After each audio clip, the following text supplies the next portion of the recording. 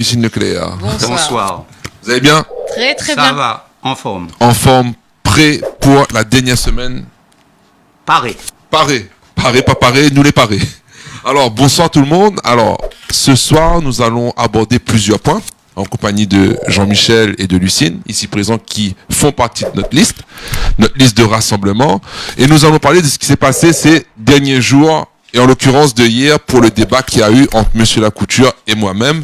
Monsieur Lacouture, représentant de sa liste, et moi, représentant de la Voix du Citoyen, liste de l'opposition, arrivé au second tour pour le 28 juin. Alors, quelques points à éclaircir. Ce soir, nous allons aborder 7 points et une surprise de poids que vous allez constater dans la presse dès demain ou après-demain, en fonction de l'apparition de l'article qu'on a envoyé ce soir. Alors, pour commencer, on va parler du débat d'hier. Débat, on a eu des échanges. Ça fait 4 ans quand même qu'on essaye, nous, d'avoir un débat avec Monsieur Lacouture, maire de l'Étang Salé. Et on va éclaircir certains points, parce que certains points ont été repris par les partisans de l'opposition, et je pense que par inadvertance et aussi par incompréhension du sujet, n'ont pas pu retranscrire, on va dire, la vérité des phrases qui ont été dites en fait pour ce débat. On les excuse en fait pour leur mécompréhension. Alors, première expression, quand on a dit politique essoufflée, politique en manque d'inspiration, politique sans goût ni sentiment, on ne parlait pas de personne, on ne parlait pas de Monsieur Lacouture. Moi-même, en sortant du débat, on a pu parler de tout ça, on a pu en discuter, on parlait de politique. Alors, les petits rigolos qui aiment mettre un peu le feu où il n'y en a pas, merci de comprendre ce qu'on dit. Ce soir, on vous le répète, c'était une attaque politique du mandat en manque d'inspiration, et ça, on l'assume totalement. En manque d'inspiration, en manque de projet pour l'Étang Salé et essoufflé. Donc, je n'ai jamais manqué de respect à quiconque et je ne compte pas le faire depuis hier et ce soir encore. Et on vous dit, bien écouter, bien peser ses mots et aussi en débat. Un débat de 45 minutes, 15 minutes de temps de parole par personne. On n'a pas vraiment le temps de parler de projet. On parle de grands axes de projet. Et comme vous l'avez pu constater hier, mon homologue n'avait pas de grands projets à proposer de l'Étang Salé, sachant que son programme est le même depuis 2014. Deuxième point. Lorsque j'ai dit que je ne pourrais pas m'associer aux partis extrêmes. Oui, un parti extrême, ça relève d'un parti où on va parler d'ethnie. Non, nous, on est sur une liste de rassemblement sans étiquette. Et je l'ai dit hier aux 25 000, 30 000 personnes qui ont pu regarder la vidéo d'hier, et aussi aux auditeurs qui ont pu écouter en direct. Je l'ai dit, on ne doit rien à aucun parti politique. Voilà, à ma droite ici présent, monsieur Jean-Michel Lucas et Lucine Leclerc, qui sont de tendance de gauche, c'est bien ça? Oui. C'est ça. Voilà. Et on assume. Et ils assument complètement. Aujourd'hui, on n'a pas l'étiquette. Les clivages droite-gauche-centre ne nous intéressent pas. Maintenant, si un parti de la Réunion veut s'approprier notre mouvement citoyen, ce sera non. On ne travaillera pas avec eux. Et hier, avec M. Le Dantec, on parlait de présidentielle à l'échelle nationale.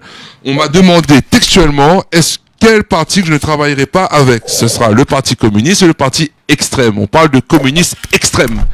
Mais aujourd'hui, sur ma liste, on a des communistes, fervents communistes de l'Étang Salé, qu'on respecte grandement et qui sont respectés par aussi le positionnement de ma liste. Et à ce jour, quand on parle de communistes extrêmes, moi je vais parler de Russie, je vais parler de Corée, là on parle de communistes extrêmes. On n'en est pas là, on est dans un pays libéral, capitaliste et socialiste. On va dire, c'est la réciproque. On va dire, c'est un peu paradoxal, mais c'est ce qu'on vit nous en France déjà. Donc, ce n'est pas parce que je n'adhère pas à un courant de pensée que je suis dans une politique d'exclusion de personnes qui ont fait un choix politique différent que le mien. J'en veux pour preuve sur ma liste, regardez ce qu'il y a de 1 jusqu'à 35, vous allez bien comprendre que toutes les sensibilités sont représentées sur ma liste et vous ne donnerez pas tort, je pense. Oui, bien sûr. Donc, vous mieux rectifier ça, c'est des petites erreurs de... Notre richesse. Et notre richesse, elle est là. C'est une richesse aujourd'hui que peu de listes peuvent se vanter. Exactement. Voilà. Donc, ensuite, sur notre positionnement, on le redit, sans étiquette, sans parti politique, sans homme politique de droite, de gauche, de centre, on est les fervents représentants de citoyens engagés pour l'Étang Salé et pour la Réunion. Rassemblement citoyen. Rassemblement citoyen. De toute façon, vous allez bien voir, et on espère qu'il y aura un rassemblement citoyen le 28 juin dans les urnes. 3. Là, on va parler de la gestion de la mairie en chef d'entreprise. Là, c'est un sujet sensible. Quand on parle de chef d'entreprise, on parle de rentabilité, d'optimisation. Et là encore, on voit des partisans qui n'ont... Après, il faut les excuser, ils ne comprennent pas en fait dans un monde capitaliste comment gérer une entreprise. Pour la plupart d'entre eux, ils ont des entreprises qui n'ont pas su gérer. Mais bon, on va se passer de ça. Mais on va parler directement de gestion d'entreprise, de gestion de mairie en tant que chef d'entreprise. Cela signifie en rien la suppression de postes. La pression sur rentabilité d'exécution de tâches ou encore une chasse aux sorcières, non. C'est pas ça qu'on va faire. Et on l'a bien dit à monsieur Lacouture hier en débat. Le monde de l'entreprise fait peur à certaines personnes et certains politiques qui ont souvent vécu dans la démagogie et sans recherche d'optimisation de service. D'accord? Gérer une mairie comme une entreprise signifie que les dépenses ne sont pas supérieures aux recettes. Alors, quand on parle de dépenses pas supérieures aux recettes, on parle, en fait, quand il y a quelqu'un qui a une voiture de fonction ou un véhicule de service, je précise, et rentre chez lui à 300 mètres à midi ou bien va je ne sais où, comment, en dehors de son périmètre de travail, ça s'appelle des dépenses inutiles. Là, on va couper là-dedans, ça s'appelle des charges à caractère général. On optimise les services d'autre part et on surveille le gaspillage public. Voilà, c'est quoi gérer une mairie en tant que chef d'entreprise, le gaspillage public. On y veillera. Nous devons respecter les engagements pris avec le syndicat majoritaire pour le respect des employés municipaux. Quand on vous dit, et là je parle à tous les employés communaux de l'étang salé, je vous le dis ce soir, il y aura, dès notre élection le 28, un plan de titularisation qui sera mis en place par notre équipe municipale. D'accord? Monsieur Lacouture a dit textuellement qu'il lui ne fera pas. On a le budget pour, on a étudié les budgets pour parce qu'on a réussi à avoir les chiffres concrets de la mairie de l'étang salé. On pourra effectuer dès le 28 et dès le 29, le lendemain, commencer à travailler sur un plan de titularisation à l'étang salé sur les 10, 15 et 20 ans d'ancienneté et plus. On a signé un pacte avec les syndicats pour pouvoir améliorer la qualité de vie de nos salariés, les monter en compétences. Donc, on s'engage à le faire dès notre élection. Lorsqu'on parle de gaspillage de fonds publics, est-ce vraiment nécessaire d'avoir 2 coissiers, par exemple, à temps plein en 2020 à raison de 35 heures pour un salaire de 3 000 €? Est-ce qu'ils servent encore ça dans une mairie?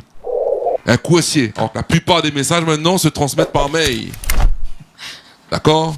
Puis la poste n'est pas très loin. Hein. Voilà, et en plus la poste est juste à côté. Hein. Donc voilà.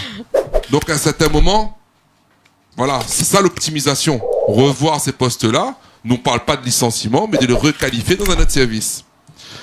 Ensuite, cette fonction était peut-être utile il y a 20 ans, mais aujourd'hui, comme je disais, avec Internet, l'efficacité de la poste, les envois de mails et tout ça, pouvons-nous avoir encore 2 coissiers? Et quand on parle de 3 secrétaires. Quand j'ai dit à M. Lacouture qu'il y a 3 secrétaires qui fonctionnent pour lui à temps plein. On a un bel outil qui s'appelle un ordinateur, qui recense tout. C'est bien ça, M. Lucas. Voilà, un ordinateur, on peut tout avoir, qui fait le travail de 2 ou 3 personnes. À ce jour, quand on parle de 3 secrétaires ou 2 secrétaires ou 4 ou 5, on parle d'optimisation des tâches. Une pourrait bien gérer, on va dire, le planning, une gérer autre chose, mais ne pas rester 3 à un seul et même endroit. Est-ce qu'un responsable de service, par exemple, a besoin d'une voiture de fonction alors qu'il habite à 200 mètres de la mairie? Ça s'appelle du gaspillage public. D'accord? Est-ce qu'on peut s'intéresser de plus près aux critères d'attribution de marché? La presse en a fait l'écho il y a quelque temps. Une enquête en cours à ce sujet. Et j'ai même ramené l'article. Voilà. Si je ne me trompe pas. Voilà, l'article est là. Voilà encore, vous voyez l'article. Peut-être un peu trop gros. Voilà. Si vous voyez bien. Afin que ce ne soient pas toujours les mêmes pratiques abusives qui s'opèrent, doit avoir une dizaine d'élus en voyage pour un congrès. Ah, là encore, on est d'accord. Un petit congrès des maires, une dizaine d'élus qui partent. Bon. Gérer en entreprise signifie réellement ça. La fin des abus, du gaspillage et des privilèges. Bien sûr que ça gêne les personnes qui en bénéficient. C'est toujours une petite poignée de gens, facilement identifiable généralement et très souvent décrié, mais ça permettra de titulariser des personnes qui n'ont pas eu l'occasion d'être titularisées pour avoir été reconnues dans leurs compétences et aussi pour ne pas avoir soutenu le pouvoir en place, d'où une non-titularisation. Et vous le savez, vous, employés communaux, qu'il y a certaines personnes qui sont rentrées et qu'à peine au bout de 3 ans, ils ont eu une titularisation, et vous, depuis 20, 30 ans, 10 ans pour certains, 10, 15, 20 ans, vous êtes encore au statut de permanent en CDI à moins de 1 200 € par mois. Voilà, nous, ce qu'on va attaquer, on a signé un pacte d'engagement avec les syndicats majoritaires pour pouvoir vous monter en compétences, pour pouvoir lancer un plan de titularisation tous les ans afin de reconnaître vos compétences et aussi vous faire avancer dans la vie et aussi augmenter votre pouvoir d'achat. Et de vous à moi, je préfère un employé communal traité avec une exigence et une égalité salariale qu'un privilégié, et vous allez tous reconnaître, dans le cabinet du maire, à plus de... Vous comprenez où nous on va en venir? C'est ça la gestion, l'optimisation d'une mairie. Aujourd'hui, on va faire de cette mairie une mairie attractive, compétente, rentable. On ne dit pas que vous n'êtes pas compétente. On va tout revoir pour supprimer, on va dire, le clientélisme et aussi les postes par, on va dire, attribution politique et intérêt. Encore une fois, je le dis ici. Monsieur Lacouture est un adversaire politique. C'est une personnalité publique qui porte la responsabilité d'un mandat que je déplore avec mon équipe. J'ai demandé depuis très longtemps un débat. La dernière fois, il a refusé. Et c'est vrai que quand on se bat depuis 4 ans face à une personne avec qui on ne peut pas avoir de débat, qui est en place depuis plus de 20 ans, eh bien, en 15 minutes, le temps de parole, en termes d'idées, ça se bouscule un peu au portillon, ça laisserait transparaître de l'agressivité, mais honnêtement, si à chaque problème rencontré que j'expose à monsieur Lacouture, il me rétorque que c'est soit la gestion de la Civis, soit la gestion de la CEMADER, soit la gestion de la région, soit la gestion de la préfecture, je veux bien qu'on dépende de certains organismes, je veux bien qu'on doit les solliciter avant d'avoir leur accord, mais s'il vous plaît, monsieur Lacouture, en tant que vice-président de la Civis, par exemple, vous n'avez pas les moyens de faire accélérer certaines choses. Hier, lors du débat, sur tous les projets qu'on a énoncés, ça n'a jamais été de sa faute. Il n'a jamais voulu endosser la responsabilité de tout ce qui a été fait à l'étang salé. C'est toujours la faute d'un tel, c'est jamais de ma faute.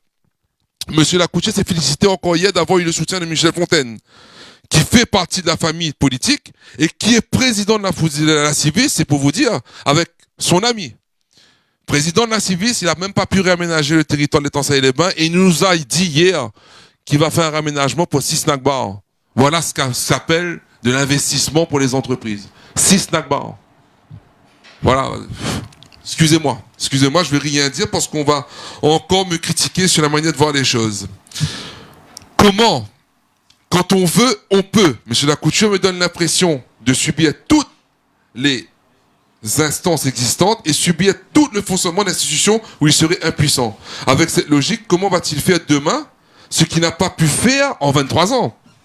On a tous senti l'essoufflement du mandat de monsieur Lacouture. Je le répète, l'essoufflement du mandat de monsieur Lacouture et non l'essoufflement de monsieur Lacouture.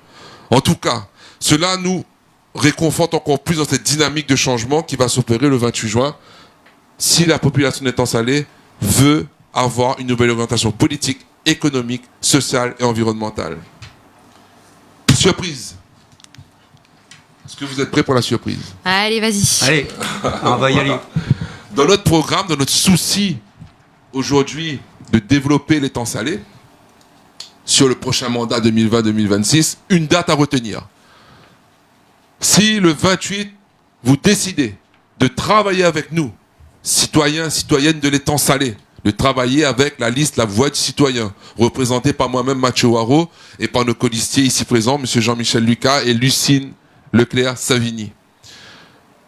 Nous, ça va être le développement des emplois dans le privé.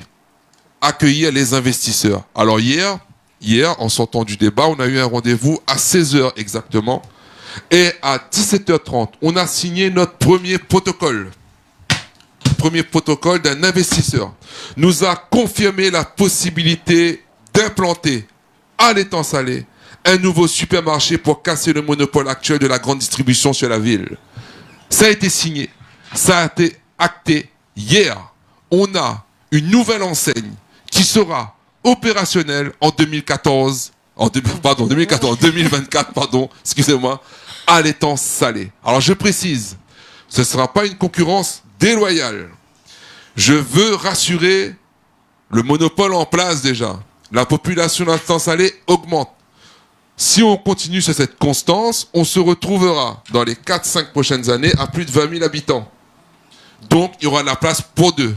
Cette enseigne de grande distribution nous a validé hier le projet. Alors écoutez, moi j'aime bien parler en chiffres.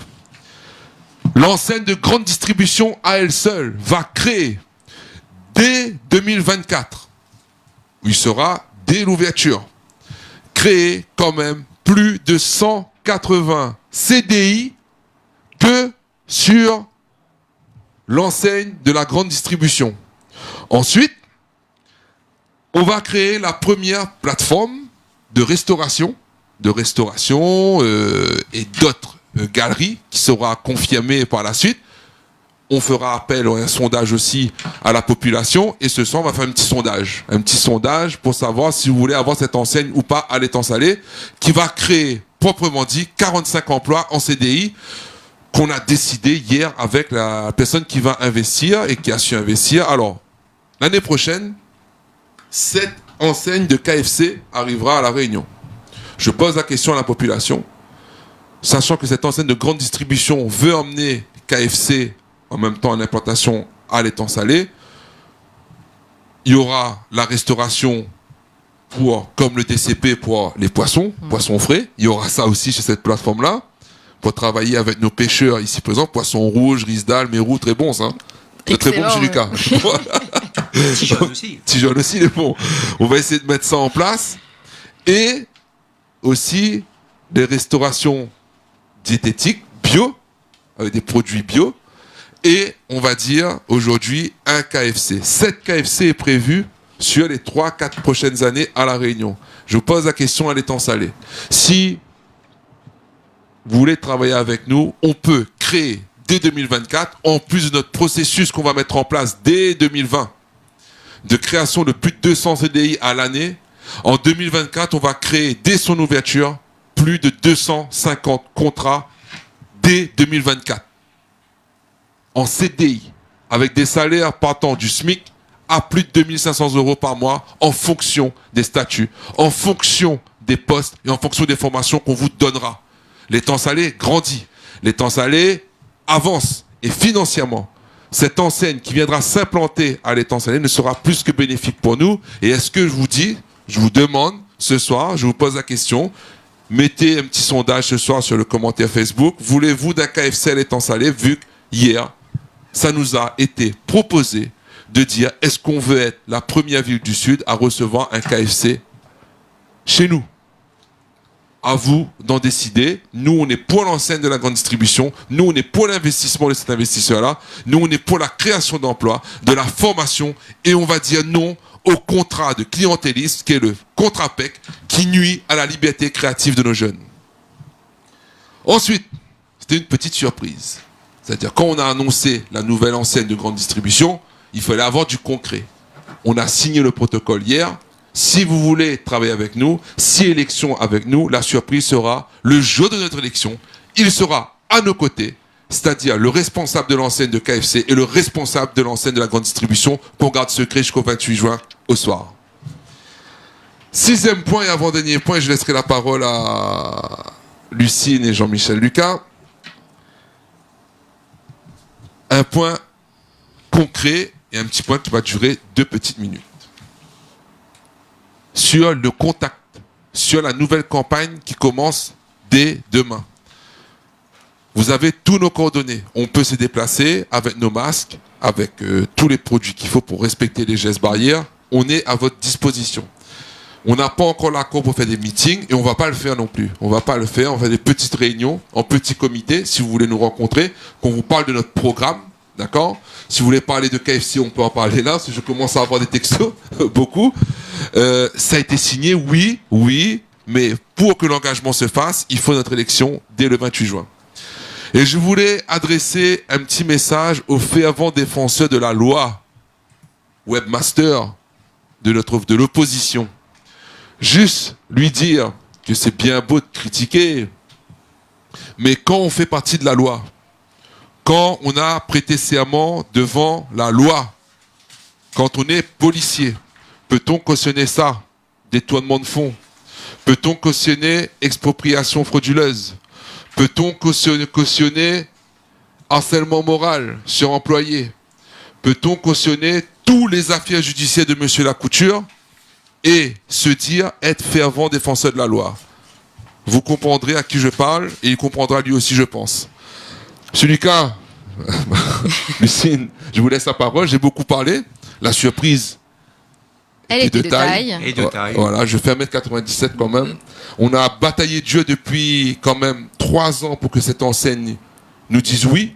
Elle a dit oui hier soir, c'était le but. Il y aura un communiqué qui partira dès demain pour expliquer comment on va faire, le nombre d'emplois créés dès la première année, la formation sur le territoire, ce qu'elle va apporter en termes de richesse, de sources de revenus pour les temps salés, afin d'améliorer les conditions de vie de la municipalité, afin de réinvestir cet argent qu'on va gagner. Ça s'appelle un système capitaliste pour ceux qui ne le savent pas. On gagne de l'argent et on réinvestit cet argent-là. Et on va, dès 2021, comme je l'ai dit dans la dernière vidéo que vous avez regardée en nombre, réaménager notre littoral, non pas avec 6 snack bars. On va réaménager notre littoral de manière optimale pour que la restauration revive, pour que l'hôtellerie revive, pour que nos snack bars revivent et pour que la plage, les sports annexes revivent. En gardant, bien entendu, l'identité de notre village. C'est bien ça, M. Lucas? Ouais. Je vous laisse la parole maintenant. En fait, si je comprends bien là, donc ce serait l'implantation d'un grand centre commercial Voilà. avec différents magasins. Avec différents magasins. Et restaurants. Et restaurants. Okay. Ça va être un grand centre commercial, mais ça va être un centre en corrélation avec la population de l'étang salé qui va générer beaucoup d'embauches périn. D'accord. Eh bien, merci à toi, Mathieu. Merci pour cette nouvelle qui nous fait grandement plaisir. Mais moi, je souhaiterais revenir quand même sur certaines choses. Donc, comme l'a évoqué Mathieu là, tout à l'heure, nous avons tous suivi les actualités de cette semaine, mais aussi du week-end dernier. Alors, nous sommes en campagne politique.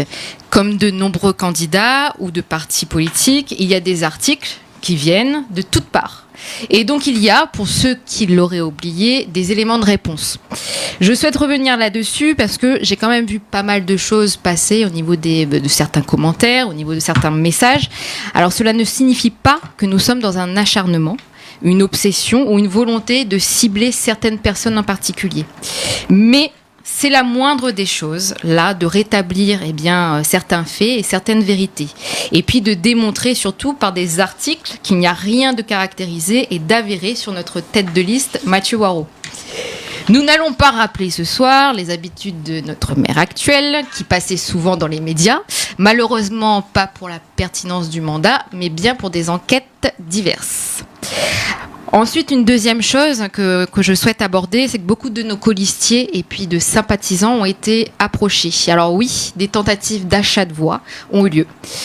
Oui, des pressions, des intimidations qui ont été exercées sur nos équipes. Et cela a fait l'objet d'une plainte. Encore une fois, et je le répète, nous sommes en politique. Est-ce que nous devons déplorer ce qui se passe? Alors oui, bien sûr. Est-ce que cela est normal? Non.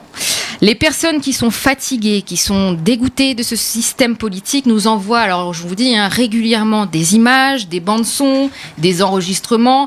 Et franchement, il y en a tellement que on ne sait plus quoi en faire. Alors une plainte a été portée par Mathieu Waraud. Nos adversaires politiques savent pertinemment de qui il s'agit, mais pour gagner du temps, moi c'est ce que j'ai vu, c'est ce qu'on a vu aussi dans la presse, et surtout pour se déresponsabiliser, ils ont porté plainte contre leurs propres militants dans la précipitation. Alors c'est assez malin sur quelques jours, mais moi je tiens à dire, vous serez interrogés, messieurs, et vous aurez des comptes à rendre. Ce qui est magnifique, porter plainte contre son propre militant, ça c'est du jamais vu en politique. Et puis aussi, c'est pas parce qu'on dénonce un petit camarade ou qu'on n'a pas été complice. Donc sacrifier quelques personnes pour un peu se laver de tout soupçon, c'est un grand classique. Tout le monde sait de qui il s'agit, tout le monde l'a vu, tout le monde connaît, ce n'est pas un secret pour personne. Mais comme dirait un proche, laissons la justice faire la lumière sur cette affaire et sur les 8 affaires en cours, quand même, rappelons-le. La ville de l'Étang-Salé, comme dit, sera illuminée tellement il y a de lumière à faire sur elle.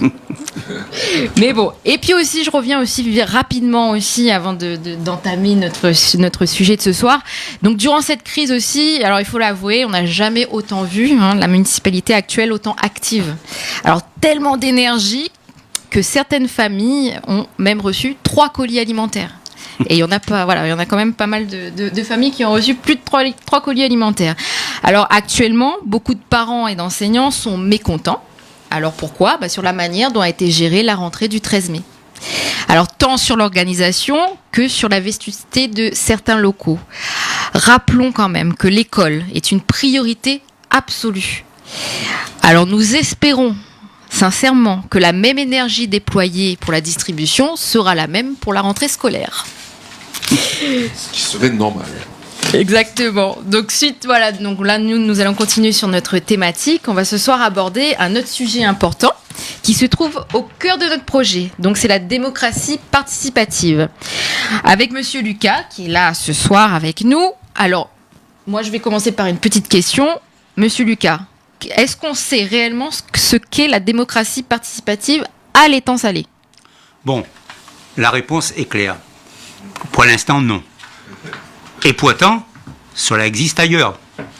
Se pratique depuis de nombreuses années. C'est même entouré par un cadre juridique précis. Oui, puis on rappelle quand même que sur l'Étang-Salé, la municipalité n'a pas l'habitude de consulter et de demander son avis à la population. Est-ce que tu peux quand même nous en dire un peu plus Oui. là ? Au point de vue de la municipalité de l'Étang-Salé et de Monsieur le maire, c'est vrai qu'ici, on a plutôt tendance à demander à la population de se taire. Ce soir, donc, dans ce live, on va essayer de vous parler de cette démocratie participative qu'on a mis au cœur de notre projet municipal de changement. Il faut savoir tout d'abord qu'elle rompt avec le passé. Depuis plus de 40 ans, dans cette bonne ville de l'Étang-Salé, que certains journalistes ont pudiquement appelée la belle endormie, on a tout fait sauf de la démocratie participative. Au contraire, les différentes équipes qui ont géré les affaires de notre commune ont pris bien soin de le faire entre elles. On y retrouve d'ailleurs souvent les mêmes hommes ou femmes et leurs familles et leurs copains. Il n'est jamais bon que le pouvoir soit accaparé par les mêmes personnes pendant tant de temps. Cela crée obligatoirement des habitudes néfastes et des pratiques condamnables, copinage, favoritisme, concussion, corruption, clientélisme et en fin de compte, immobilisme. Tout cela au détriment de la démocratie. Est-ce que vous voulez que je vous rappelle un petit peu les définitions de ces mots que je viens d'employer ? C'est quand même intéressant. C'est intéressant.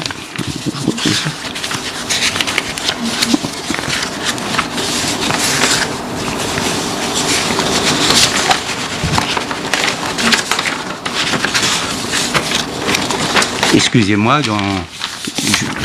je veux donc des définitions assez précises. Pas de souci. La concussion, c'est un mot qu'on n'emploie pas beaucoup, mais la concussion, ce sont les malversations dans l'exercice d'une fonction publique politique. Vous voyez à quoi je fais référence. Exactement. C'est clair.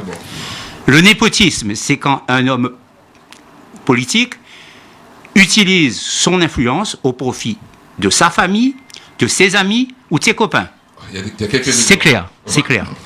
Et le clientélisme, c'est on se crée une clientèle politique en favorisant une certaine partie de la population, le but étant d'obtenir leur suffrage. Là-dessus, on ne peut pas expliquer plus clair que ça. Voilà. Donc c'est pour ça que je tenais à rappeler ces définitions-là, parce que quand on regarde ce qui se passe à Étang-Salé, on voit tout ça dans la pratique. Pour rappel, le maire actuel faisait partie de l'équipe de son prédécesseur José Pina, élu en 1977, soit 43 ans.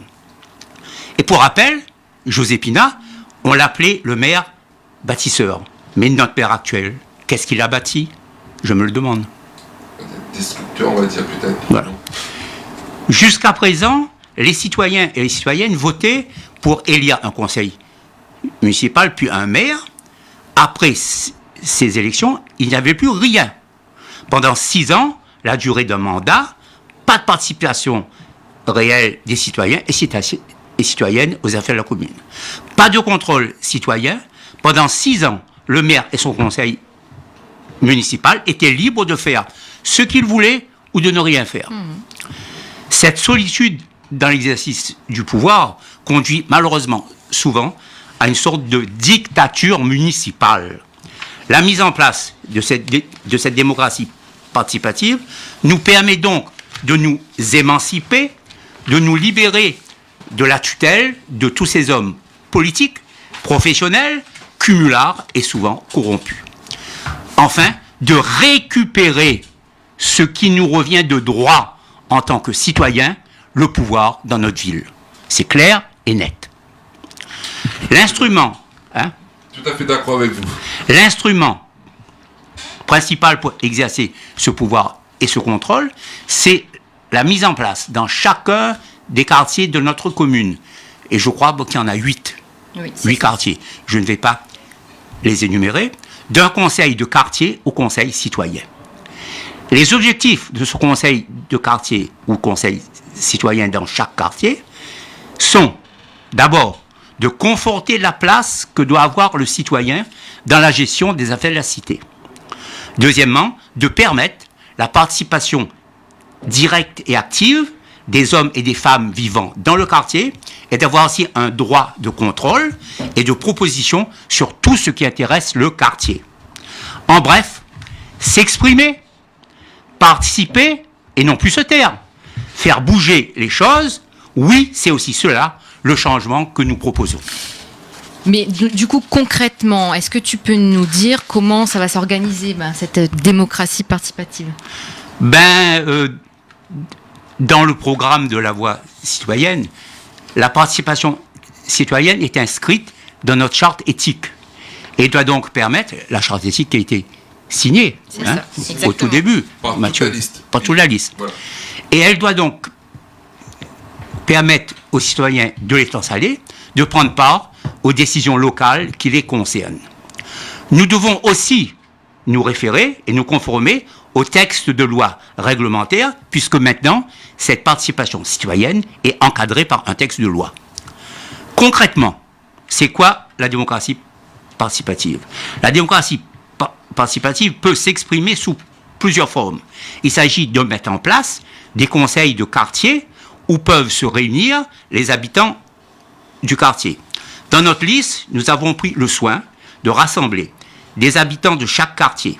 Ces personnes sont en contact régulier avec la population. On ne les verra pas uniquement lors de la campagne, ils auront la responsabilité d'assister au conseil de quartier avec la population. Les habitants pourront donc ainsi s'exprimer librement sur les problèmes, les attentes, les besoins spécifiques et les solutions que l'on peut apporter dans leur quartier. Parce que chaque quartier de l'étang salé a des besoins spécifiques.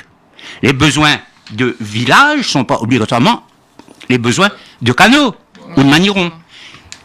Et il doit faire donc l'objet d'un traitement spécifique.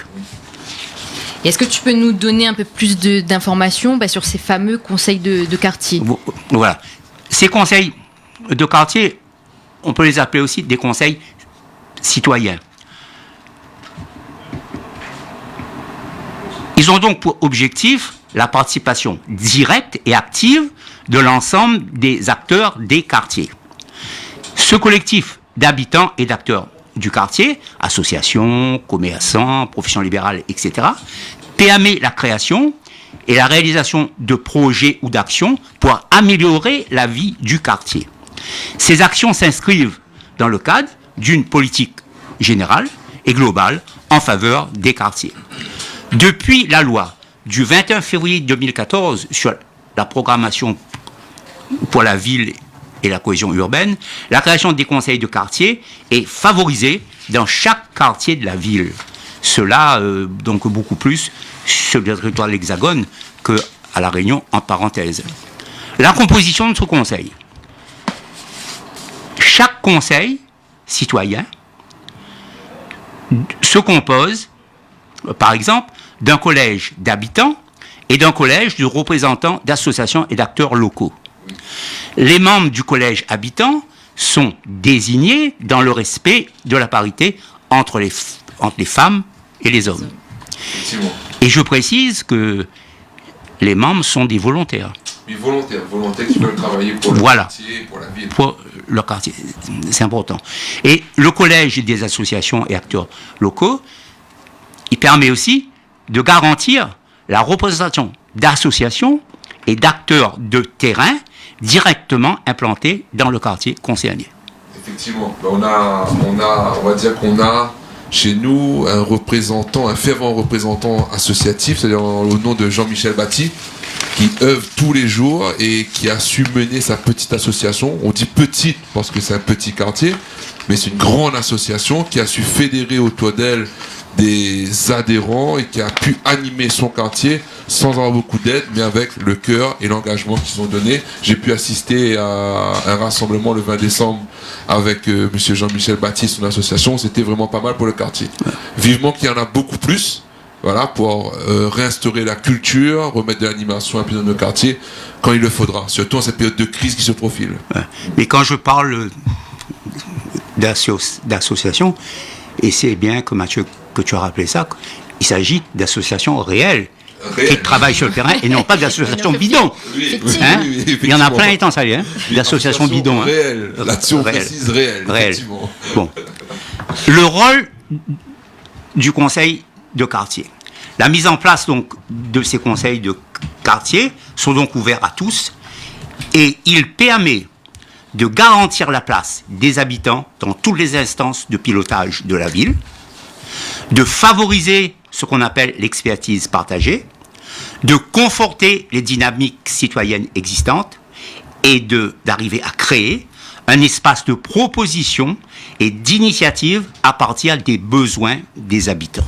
Et ça, c'est très important. Là, on ne se tait plus, on s'exprime, on parle, on travaille. Ce n'est plus taisez-vous, taisez-vous. J'ai eu l'occasion d'avoir un taisez-vous hier, effectivement. C'était certainement difficile en conseil municipal, à ce qui paraît, c'est souvent le cas. Mais bon. Là, je continue un petit peu là-dessus et je donne des exemples d'actions pour lesquelles les conseils de quartier peuvent se mobiliser. Donc, par exemple, il y a les projets de rénovation urbaine, la création d'aménagements et d'équipements publics, et bien sûr, organiser ou relayer les propositions concrètes d'habitants en termes d'animation du quartier, d'événements festifs ou de liens sociaux. Donc du lien, et puis du travail. Moi aussi, j'aimerais bien aussi parler d'une autre action. Il y a également la possibilité de mettre en place ce qu'on appelle des conseils des jeunes. Pour rappel, depuis janvier 2017, ce conseil des jeunes est inscrit dans la loi égalité et citoyenneté. Donc c'est la possibilité pour chaque collectivité de créer un conseil des jeunes.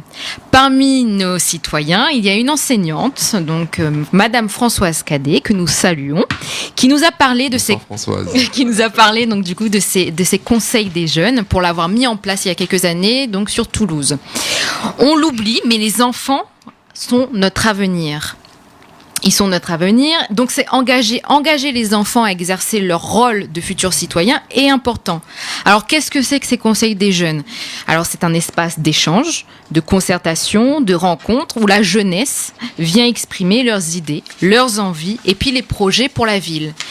Dans ce conseil de jeunes, on développe aussi de vraies compétences sociales. Ce n'est pas pour venir, pour juste se rencontrer. Non, les enfants deviennent réellement des acteurs, s'ils le souhaitent, d'une démocratie représentative et participative. Ouais, il y a une volonté de responsabiliser les gens, les citoyens, et aussi la nouvelle génération au plus vite. Parce qu'aujourd'hui, on ne vit plus dans une époque, on vit dans un délai. Le temps joue contre nous, on doit tout anticiper.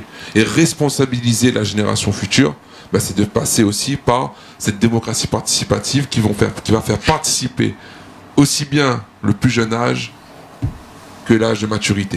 Exactement. En gros, si je me permets d'intervenir, Lucine, c'est l'éducation à la C'est ça, citoyenneté. l'éducation. C'est-à-dire, il ne faut plus que nous soyons des sujets, mais que nous soyons des acteurs, des citoyens. Et ça s'apprend depuis le plus jeune âge. Exactement. Chose qu'on a oublié, je pense, à Étang Salé depuis 40 ans, on va dire. Et puis aussi, voilà, là on parle de grands. Enfin voilà, il y a du lien qui va se créer. On va apprendre le respect, on va apprendre à s'écouter, à argumenter, et puis même à travailler en équipe. Alors comment ça va s'organiser ? Eh bien, comme le conseil municipal des adultes, des élections seront organisées au sein des écoles et des collèges. Un partenariat fort sera élaboré avec les parents, mais aussi les enseignants. Et puis ensuite, lorsque ces jeunes seront élus, eh bien, ils se réunissent avec des adultes référents pour élaborer, proposer des idées et puis des projets qui les touchent réellement.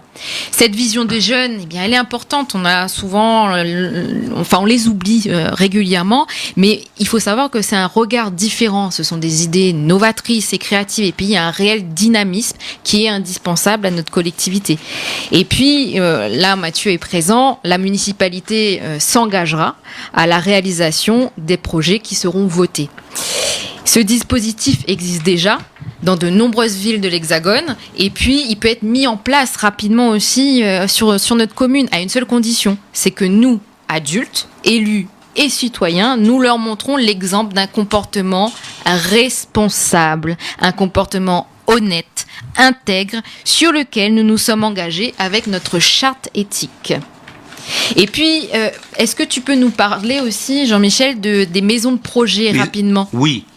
Les maisons de projet, c'est, en fin de compte, la prise en compte des besoins et de l'expertise d'usage des habitants.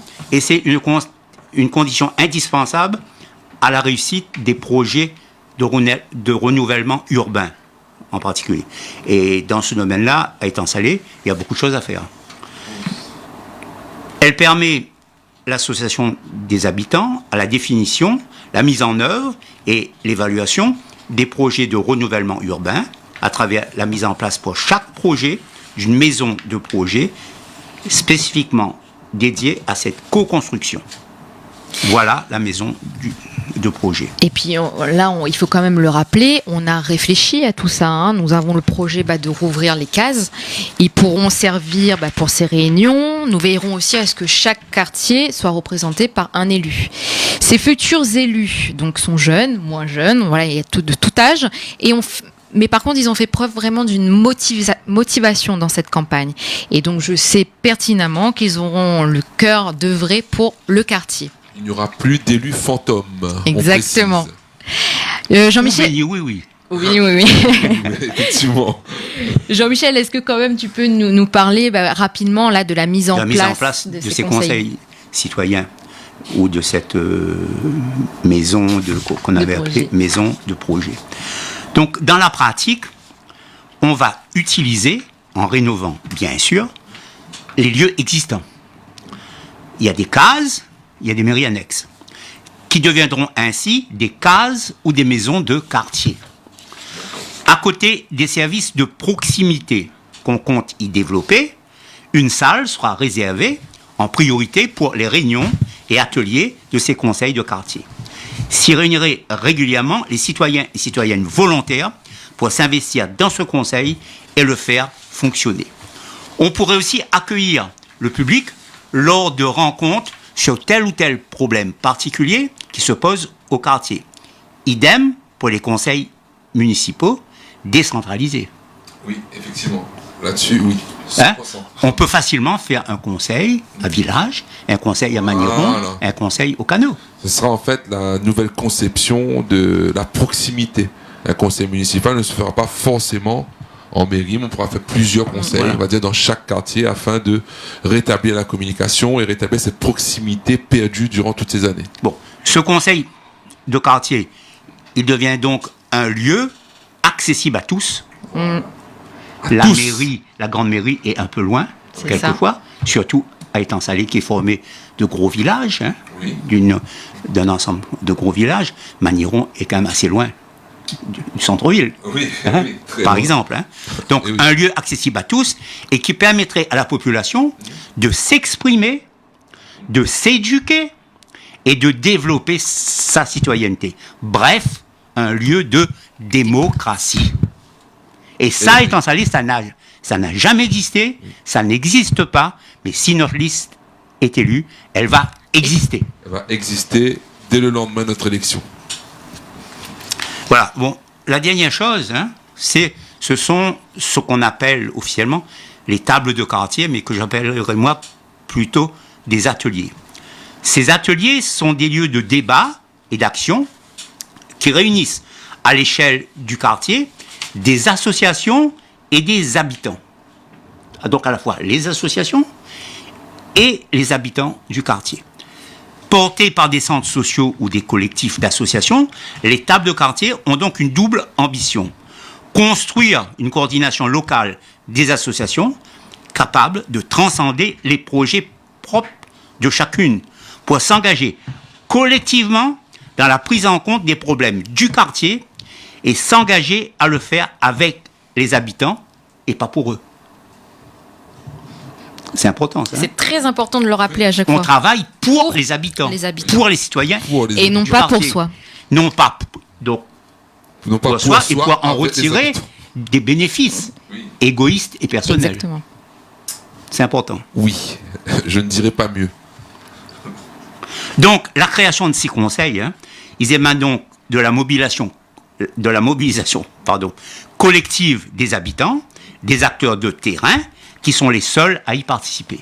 Donc là, il y a une petite différence entre le conseil de quartier et les ateliers de quartier. Oui, de toute façon, nous, on va bien détailler tout ça après dans le programme, mais ce sens, ça a le mérite d'être clair, on va dire. Les objectifs, c'est améliorer les conditions de vie dans les quartiers, Au plus vite. notamment des personnes les plus fragiles, et élaborer des projets et des propositions concrètes, négociées. Non, mais c'est important d'avoir fait cette description bien détaillée de tout ce qu'on souhaiterait mettre en place et puis surtout cette démocratie participative. Et puis là, très rapidement, il y a aussi un autre dispositif qui fonctionne très bien en termes de démocratie participative qu'on pourrait aussi mettre en place sur notre commune. Alors, c'est ce qu'on appelle la marche exploratoire des femmes. Je ne sais pas si vous avez déjà entendu parler, mais c'est un dispositif qui est né au Canada, donc qui est apparu dans les années 90 et puis qui est apparu dans l'Hexagone dans les années 2000. Ces marches exploratoires, elles permettent de poser vraiment des principes d'aménagement pour la sécurité de tous et de toutes. Alors, sous un aspect de genre, parce que là, on parle des femmes, mais c'est vraiment dans la seule perspective de prévention des risques. Par exemple, des risques d'agression. Mais c'est aussi se réapproprier la ville et puis diminuer cette insécurité au quotidien. C'est de faire appel, en fait, à la vision particulière des femmes, de faire appel à leur expérience concrète d'usagères de la ville pour vraiment évaluer la sécurité des lieux urbains à travers un réel diagnostic de terrain qui n'a jamais été fait sur la commune de l'Étang-Salé. Et puis, c'est vraiment de faire ce diagnostic sur les situations qui sont non sécurisantes. Par exemple, les éclairages défectueux. Alors, on a eu beaucoup de remontées là-dessus. Ou qui n'existent pas du tout. Voilà, exactement. Ou sur un environnement dégradé. En fait, ces marches exploratoires seraient vraiment réalisées dans les quartiers de la ville par un groupe de femmes résidentes en lien avec les instances locales, donc comme les bailleurs, les services techniques. Et puis là, je vois aussi on est quand même, le temps défile à une grande vitesse. Là, je vais un petit peu conclure notre intervention. Donc, vous voyez vraiment que la démocratie participative, c'est quelque chose de fondamental qui nous tient à cœur et qui est au cœur de notre projet. Et puis c'est fondamental pour la collectivité parce qu'il n'y en a pas aujourd'hui, malheureusement. On souhaite une réelle politique de changement où là, le citoyen est enfin acteur dans une commune et puis qui prenne part un peu, du coup, aux décisions. Citoyen au centre du projet, au centre de notre projet. Et comme tu viens de le dire, et M. Lucas aussi vient de dire, on a beaucoup de travail à faire. Mais pour vous rassurer, tous les éléments qu'on vient de vous citer, toutes les actions qu'on va mener sont des actions qui sont facilement effectuables sur le très court terme, qu'on mènera à bien grâce à l'équipe municipale qu'on vous propose depuis quand même presque un an déjà. On a tous les tenants et aboutissants de chaque dossier. Pour appliquer tout cela, c'est le 28, choisir la bonne liste. C'est ça. Si vous me permettez, je peux rajouter vas-y. un petit truc. Je dis, après Mathieu et Lucine, je tiens aussi à rappeler que nous, dans la voix du citoyen, nous avons décidé de prendre la démocratie au CAE. C'est ça. C'est clair. Oui. De lui redonner tout son sens, Oh oui. qu'on a un peu oublié ici à l'étang salé. Celui d'être le pouvoir du peuple, par le peuple, pour le peuple. Et l'alternance démocratique que nous vous proposons le 28 juin, après plus de 40 ans de pouvoir des mêmes hommes ou femmes, pour être réelle, doit s'accompagner, et ça c'est clair et net, d'une révolution citoyenne, Oui. ce que permet la démocratie participative. Oui, et puis il faut stopper avec cette politique qui n'est que verticale, où l'élu occupe cette place particulière. Il faut stopper cette monarchie municipale, Oui. il faut le dire, Dictature qui municipale. instaure une forte distance en fait entre les élus et les citoyens. Notre programme municipal, il inclut réellement chaque citoyen. Notre liste, elle est forte, elle est constituée de citoyens compétents et surtout engagés. Alors soyez avec nous le 28. Voilà, une chose est sûre, c'est que ensemble, nous pourrons arriver à faire enfin de cette commune une vraie démocratie.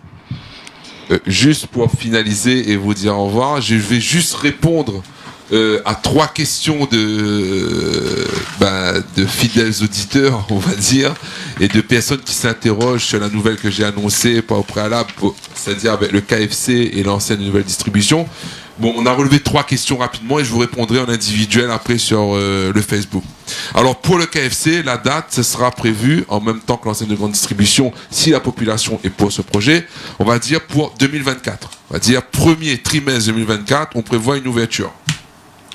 Ensuite, on dit, je reviens de recevoir encore un message, on me parle que si on amène une nouvelle enseigne de grande distribution, c'est bien ça, est-ce qu'on pourrait parler de licenciement dans la grande distribution actuelle? Alors c'est non.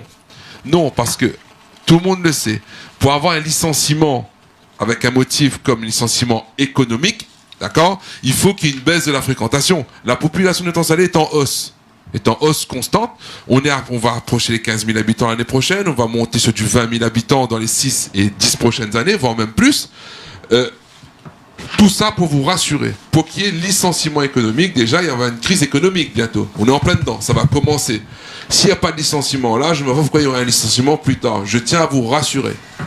Il y a politique et entreprise. C'est 2 choses complètement différentes. Une nouvelle enseigne de grande distribution n'amènera que de l'oxygène supplémentaire à la ville, des moyens supplémentaires financiers et aussi de l'évolution sociale pour les salariés qui veulent évoluer. Vous savez tous que dans une entreprise familiale, il est très difficile de monter les échelons, mais dans une entreprise d'un grand groupe, on peut facilement monter parce qu'il n'y a pas, on va dire, la famille qui vient entourer tout ça. Mais sans critiquer. Mais il n'y aura pas de licenciement abusif. De toute façon, nous, on sera là pour veiller au grain. Il faut s'adapter à la démographie de l'Étang-Salé. S'il y a augmentation de la population, il faut, dans tous les cas, s'adapter aux besoins de la population. Les institutions qui fonctionnaient hier pour 6 000, 8 000, 10 000 habitants sont des institutions qui ne peuvent plus fonctionner pour 10, 15, 20 000 habitants. Quand on parle de politique essoufflée et de manque d'inspiration, elle est là. Les enseignements qu'il faut tirer aujourd'hui, c'est que l'Étang-Salé au singulier n'existera plus, comme vient de préciser M. Lucas. On a l'Étang-Salé de la culture, l'Étang-Salé du sport, l'Étang-Salé de l'économie, l'Étang-Salé de l'entreprise, l'Étang-Salé des associations. Il y a tout. Mais il faut une institution pour chapeauter tout ça, avec des lignes directives bien précises dans chaque quartier, bien précises selon les secteurs. Et ça, on aura de cesse de le répéter. Une politique à l'ancienne menée pour un soi-disant intérêt général, menée comme il y a 40 ans et 23 ans de règne de M. Lacouture, ne pourra pas correspondre aux besoins de 20 000 personnes dans les 6 prochaines années. Donc, oui, je vous le dis, il n'y aura pas de licenciement, à moins que ce soit des licenciements abusifs. Donc, ce sera une opportunité pour les personnes qui veulent participer à ce nouveau projet. Je vous rassure, la population augmente, la demande augmente. Donc, on est obligé d'augmenter l'offre. La loi de l'offre et la demande augmente, on augmente l'offre, on n'augmente pas les prix. Donc, qui dit un monopole, donc s'il n'y a plus de monopole, il y aura une baisse des prix, on va dire tirer les prix vers les bas afin de proposer de nouveaux produits et aussi de nouvelles distractions pour les citoyens. Et si on parle de KFC, avec des restaurants bio, avec des restaurants de poissonnerie, ce sont des secteurs qu'on ne touche pas nous à l'Étang-Salé, pourtant ville balnéaire proche d'une mer. D'accord ? On est bien d'accord là-dessus. Donc aujourd'hui, on parle d'évolution, on parle de révolution citoyenne, on parle d'objectifs précis, quantitatifs, qualitatifs, mais réalisables. Réalisables sur le court, long, moyen et long terme. D'accord ? Tout en préservant le cachet et l'idée de village de l'étang salé. De toute façon, M. Lucas veillera au grain avec M. Eric Pinault. Tout ce que nous proposons, c'est simple, c'est clair, c'est faisable. Voilà. Presque tout de suite. Et puis nous avons la volonté. C'est important de le dire. Nous avons cette volonté de changement. En tout cas, n'hésitez pas donc à nous poser des questions, sous les commentaires sur ce live, pardon. N'hésitez surtout pas aussi à partager ce live parce que là, on est dans une campagne nouvelle, une campagne numérique. Donc c'est grâce à vous que ce message sera diffusé au maximum de personnes. Donc n'hésitez pas aussi à nous appeler. Donc je rappelle le numéro rapide, le 06 93 82 26 79. En tout cas, merci Mathieu, merci Jean-Michel, merci à vous. Bonne soirée. Bonne soirée à tout le monde. Merci à vous et à bientôt dans la mairie de l'Étang Salé.